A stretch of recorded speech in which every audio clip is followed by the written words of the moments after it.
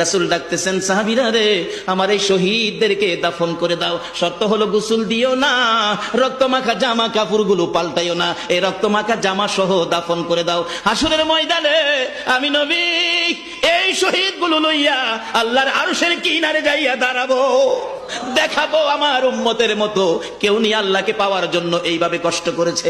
এবার দাফনের কাজ শুরু হলে কিতাব লেখে 69 জনের দাফন শেষ। 70-এর মাথায় আসওয়াদ দূরে পড়ে আছে। আমার নবী 2 কদম সামনে গিয়ে দেখে আসওয়াদ নতুন তরবারি হাতে চিত হয়ে পড়ে আছে, শহীদ হয়ে গেছে। আমার নবী ডাকে, রে আসওয়াদ, মদিনার হুর বিয়ে করতে পাঠাইছিলাম, মদিনার হুর বিয়ে করলি না, যুদ্ধের ময়দানে জীবন দিয়ে বিদায় হলে।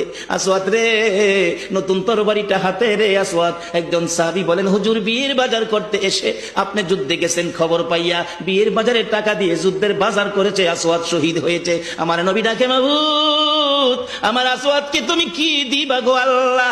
মদিনার হুর নিল না, রাসূলের পক্ষ নিয়ে জীবন দিয়ে দুনিয়ার থেকে বিদায় হলো, আমার আসওয়াদকে তুমি কি দিবা গো আল্লাহ? আসওয়াদের লাশটা ধরে ধরে কবরের দিকে নিয়ে আসতেছে, গোসল লাগবে না, কাফন লাগবে না, শুধু দাফন করে দিবে। আমার নবী আসওয়াদের কবরের পাশে দাঁড়াইয়া মুস্কি মুস্কি হাসতেছেন। সাহাবীরা আরজ করেন, ইয়া রাসূলুল্লাহ, এই কবরের পাশে হাসতেছেন কেন, ব্যাপার কি? আমার